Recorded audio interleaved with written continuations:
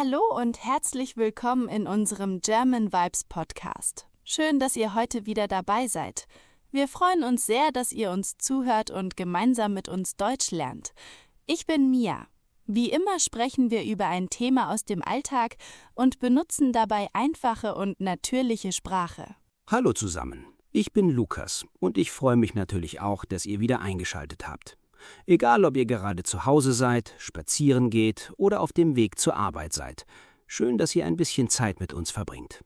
Heute haben wir ein Thema gewählt, das viele Menschen interessant finden, aber manchmal auch ein bisschen schwierig. Genau, heute sprechen wir über Disziplin.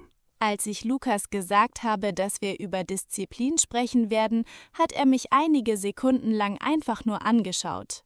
Ja, weil ich nicht wusste, ob ich lachen oder weglaufen soll. Wirklich? Ist das Wort so schlimm?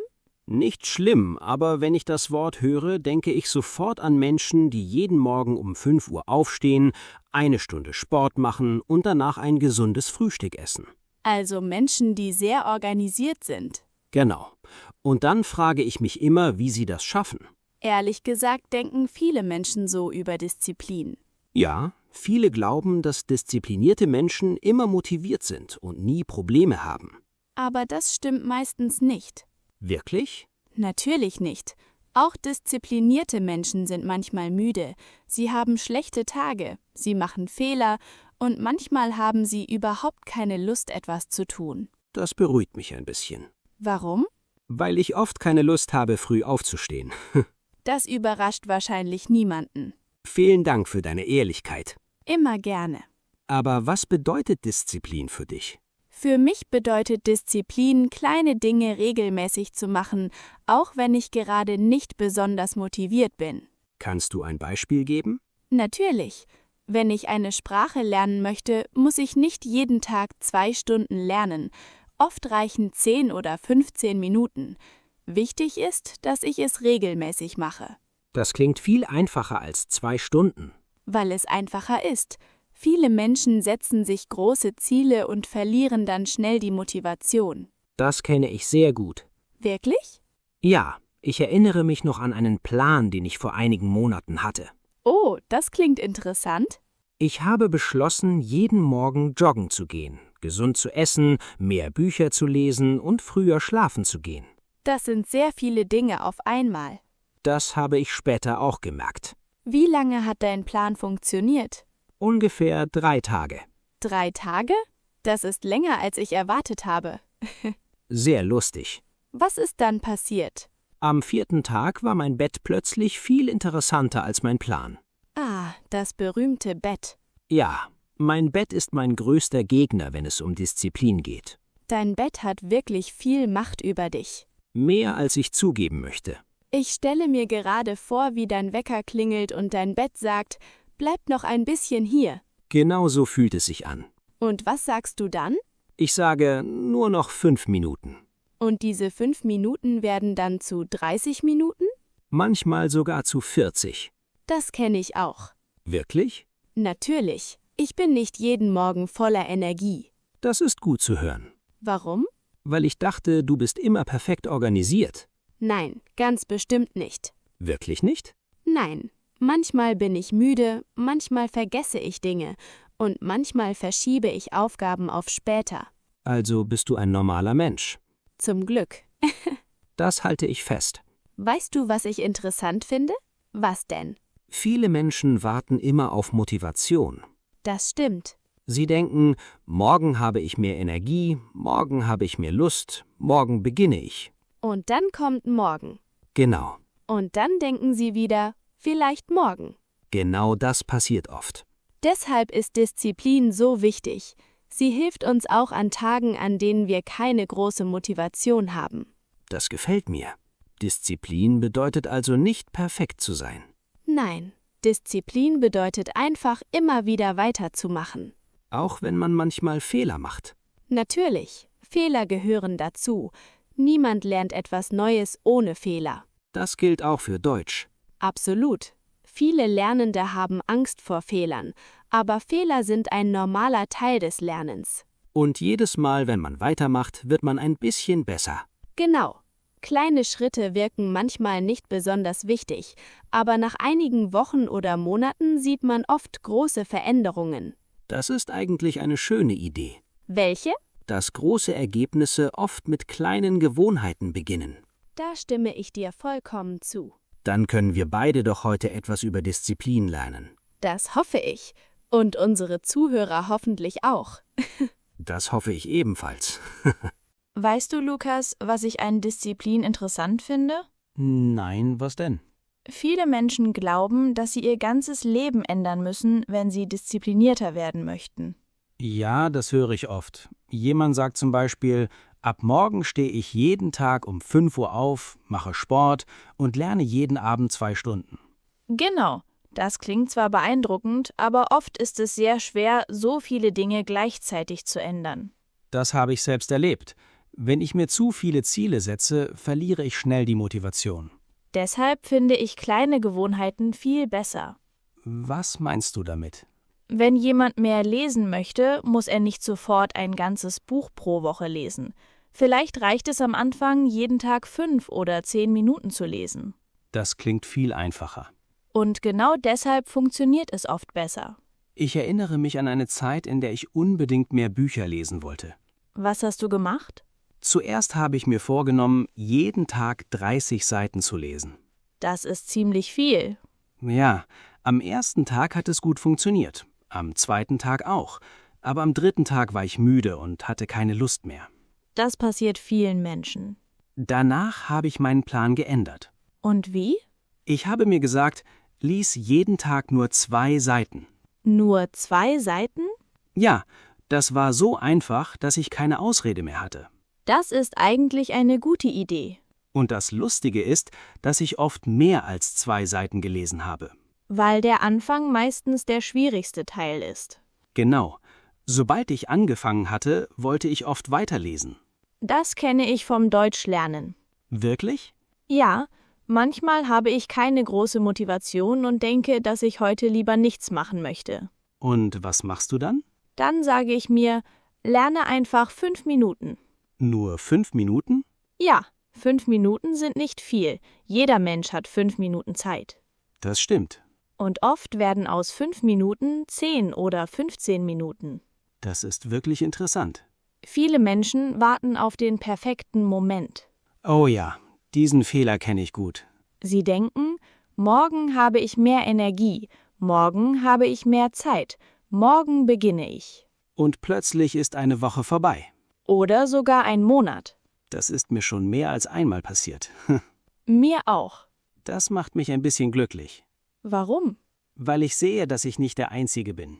Ganz bestimmt nicht. Jeder Mensch kennt solche Situationen. Weißt du, welche Gewohnheit ich gerne verbessern möchte? Welche denn? Ich möchte früher schlafen gehen. Das überrascht mich überhaupt nicht. Warum überrascht dich heute nichts? Weil ich dich kenne. Das ist wahrscheinlich der Grund. Was passiert denn am Abend? Ich sage mir oft, ich schaue nur noch ein Video. Und dann?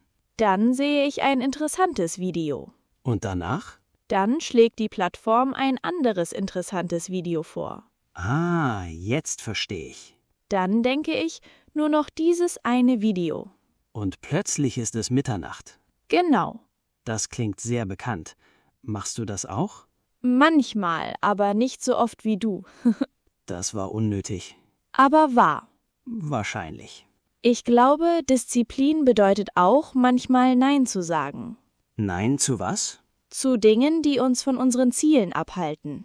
Das ist nicht immer einfach. Natürlich nicht, aber mit der Zeit wird es leichter. Weißt du, was mir hilft? Nein, erzähl. Wenn ich etwas sichtbar mache. Wie meinst du das? Wenn ich jeden Tag Deutsch lernen möchte, lege ich mein Notizbuch auf den Tisch. Das ist clever. Dann sehe ich es sofort. Und du vergift es nicht. Genau. Ich mache etwas Ähnliches. Wirklich? Ja, wenn ich mehr Wasser trinken möchte, stelle ich meine Wasserflasche direkt neben meinen Laptop. Dann erinnert sie dich daran. Genau. Kleine Dinge können einen großen Unterschied machen. Das gefällt mir. Mir auch. Eigentlich klingt Disziplin jetzt viel freundlicher als am Anfang unserer Folge. Siehst du? Am Anfang dachte ich an strenge Regeln. Und jetzt? Jetzt denke ich an kleine Gewohnheiten und kleine Schritte. Das ist für mich die bessere Definition. Für mich auch. Und ganz ehrlich, kleine Schritte fühlen sich viel realistischer an. Absolut, denn jeder kann heute mit einem kleinen Schritt beginnen. Genau. Man muss nicht perfekt sein. Man muss nur anfangen.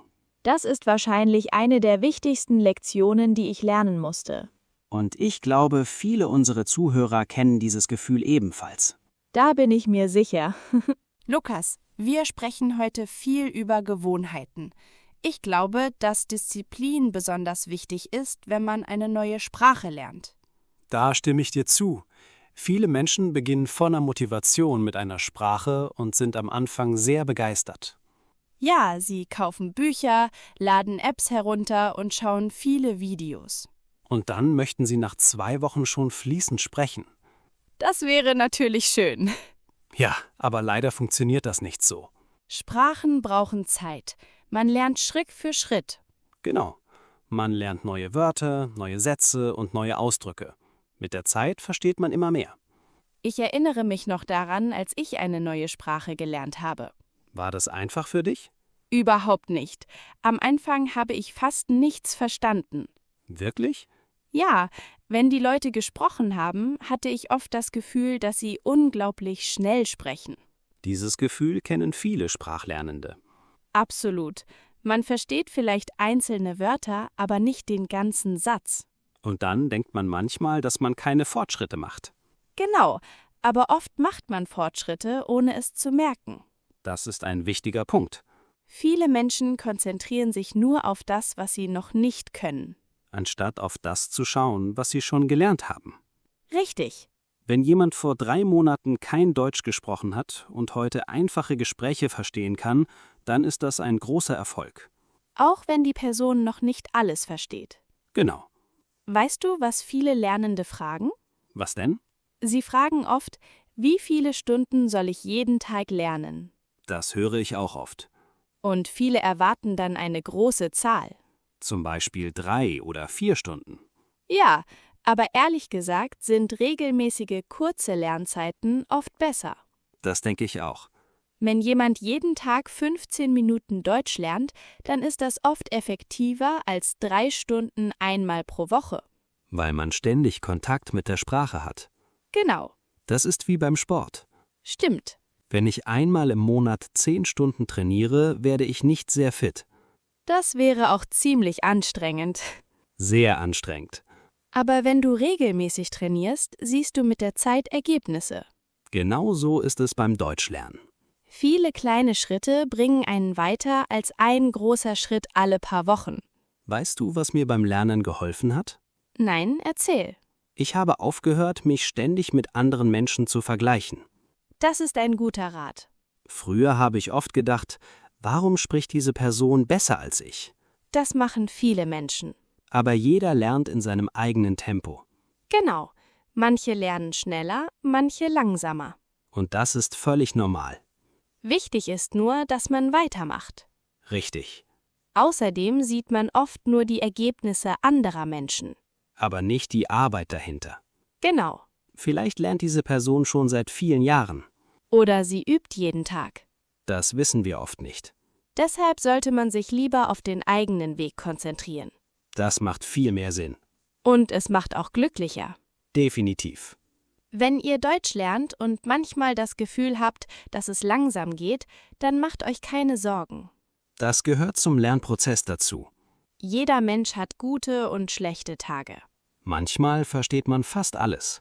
Und am nächsten Tag versteht man plötzlich viel weniger. Das ist völlig normal. Ja, das bedeutet nicht, dass ihr schlechter geworden seid.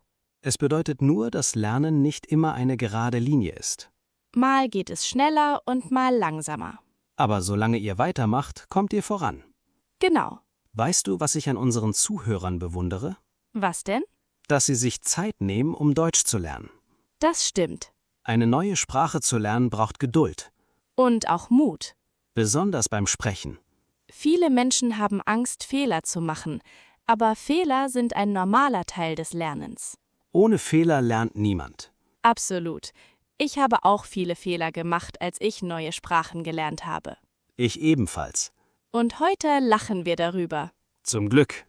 Stell dir vor, wir müssten heute noch über all unsere alten Fehler nachdenken. Dann würde diese Podcast-Folge 5 Stunden dauern. Wahrscheinlich sogar länger. Da hast du wahrscheinlich recht. Wichtig ist nicht, wie viele Fehler man macht. Sondern dass man weitermacht und daraus lernt. Genau. Und das ist vielleicht die schönste Seite der Disziplin. Welche? Dass man sich jeden Tag eine neue Chance geben kann. Das gefällt mir. Mir auch. Lukas, wir haben jetzt viel über gute Gewohnheiten gesprochen. Aber was passiert, wenn alles schief geht? Oh, darüber kann ich viel erzählen. Das habe ich mir gedacht. Manchmal habe ich einen guten Plan für den Tag. Ich möchte früh aufstehen, ein bisschen Sport machen und einige wichtige Aufgaben erledigen. Das klingt nach einem produktiven Tag. Ja, aber manchmal läuft es ganz anders. Was passiert dann? Zum Beispiel verschlafe ich morgens. Das überrascht mich überhaupt nicht. Warum sagt heute jeder das Gleiche? Weil wir dich kennen. Fair genug. Und was machst du, wenn du verschläfst?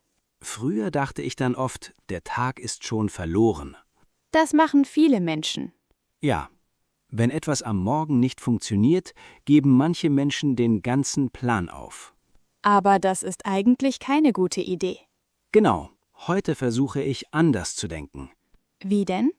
Wenn etwas nicht klappt, versuche ich einfach mit dem nächsten Schritt weiterzumachen. Das ist viel besser. Wenn ich morgens keinen Sport gemacht habe, kann ich später trotzdem einen Spaziergang machen. Genau. Wenn ich nicht 20 Minuten gelesen habe, kann ich vielleicht 10 Minuten lesen. Viele Menschen denken oft entweder an Perfektion oder an gar nichts. Ja, entweder alles klappt oder sie hören komplett auf. Aber das Leben funktioniert selten perfekt. Absolut. Manchmal ist man müde. Manchmal hat man Stress. Manchmal kommt etwas Unerwartetes dazwischen. Und manchmal möchte man einfach nur auf dem Sofa liegen. Das klingt nach dir. Vielleicht ein bisschen. Nur ein bisschen? Okay, vielleicht mehr als ein bisschen. Weißt du, was ich interessant finde? Was denn?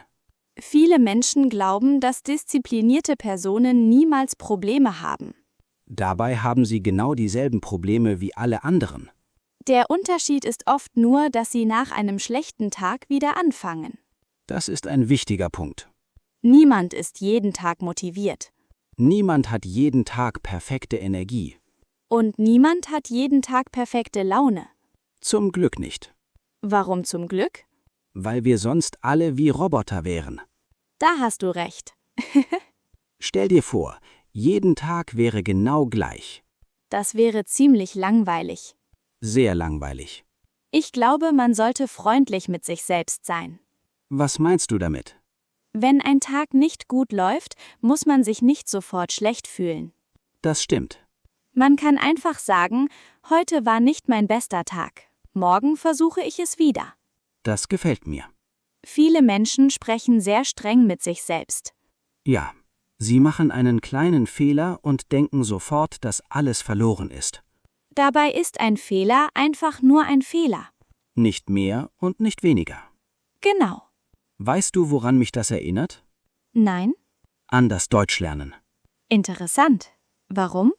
Viele Lernende machen einen Fehler beim Sprechen und denken dann, dass ihr Deutsch schlecht ist. Das stimmt.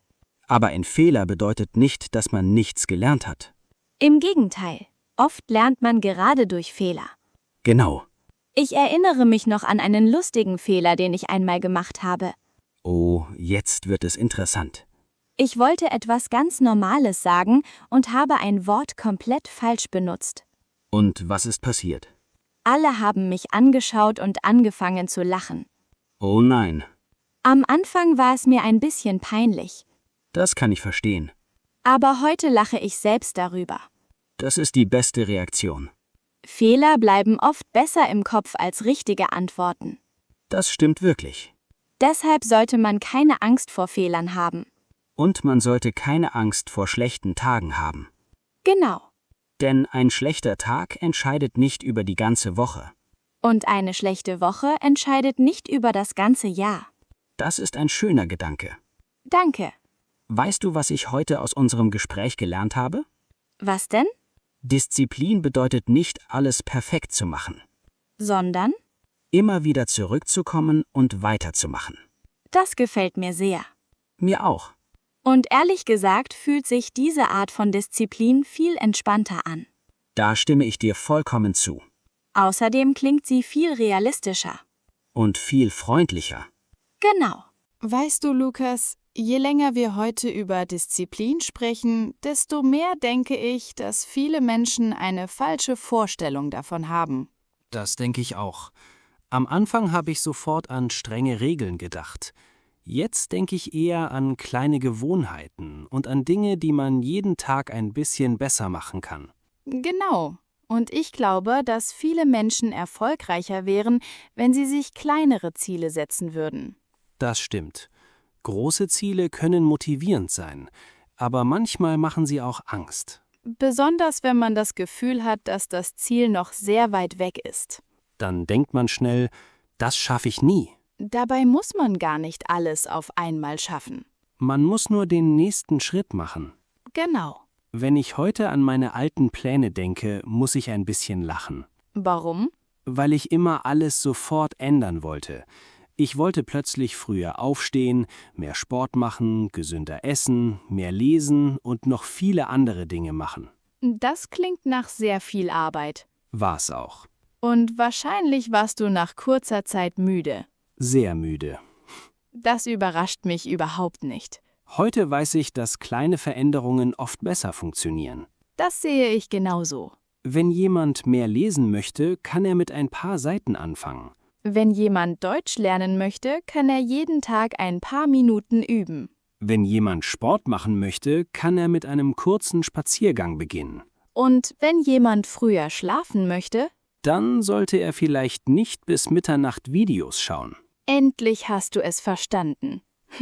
Diese Podcast-Folge hat mir wirklich geholfen. Das freut mich. Vielleicht höre ich sie mir später noch einmal an. Das solltest du. Weißt du, was ich an Disziplin besonders mag? Nein, erzähl. Jeder kann heute damit anfangen. Man braucht kein besonderes Talent und keine perfekte Situation. Das ist ein schöner Gedanke. Man kann einfach sagen, heute mache ich einen kleinen Schritt. Und morgen macht man den nächsten. Genau. Nach einigen Wochen merkt man oft, dass sich etwas verändert hat. Und manchmal merkt man gar nicht, wie weit man schon gekommen ist. Das stimmt. Deshalb finde ich es wichtig, auch kleine Erfolge zu feiern. Absolut. Viele Menschen warten immer auf den großen Erfolg. Dabei sind die kleinen Erfolge genauso wichtig. Vielleicht sogar wichtiger. Da stimme ich dir zu. Wenn ihr heute nur ein neues deutsches Wort gelernt habt, dann ist das bereits ein Erfolg. Wenn ihr heute ein paar Minuten Deutsch gehört habt, dann ist das ebenfalls ein Erfolg. Und wenn ihr morgen wieder übt, macht ihr schon den nächsten Schritt. Genau darum geht es. Weißt du mir, ich habe heute etwas gelernt. Was denn? Disziplin ist viel freundlicher, als ich gedacht habe. Das ist schön zu hören. Am Anfang hatte ich Angst vor unserem Thema. Das weiß ich.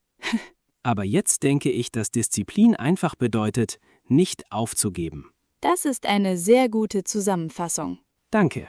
Und ich denke, viele unserer Zuhörer werden sich in unserem Gespräch wiederfinden. Bestimmt. Denn jeder Mensch hat gute Tage und schlechte Tage. Jeder macht Fehler. Jeder verliert manchmal die Motivation. Und jeder beginnt manchmal noch einmal von vorne. Das Wichtigste ist, dass man weitermacht. Schritt für Schritt. Tag für Tag. Wort für Wort. Und genau so lernt man auch eine Sprache. Damit sind wir leider schon am Ende unserer heutigen Folge angekommen. Vielen Dank, dass ihr heute wieder Zeit mit uns verbracht habt. Wir hoffen, dass euch unser Gespräch gefallen hat und dass ihr vielleicht ein paar neue Ideen für euren Alltag mitnehmen konntet. Wenn euch diese Folge gefallen hat, dann unterstützt gerne unseren Podcast und erzählt anderen Deutschlernenden von uns. Und denkt daran, ihr müsst nicht perfekt sein. Kleine Schritte sind völlig genug. Genau, jeder Fortschritt zählt, auch wenn er klein ist. Vielen Dank fürs Zuhören. Passt auf euch auf und bleibt motiviert. Bis zum nächsten Mal bei unserem German Vibes Podcast. Tschüss und bis bald. Tschüss zusammen.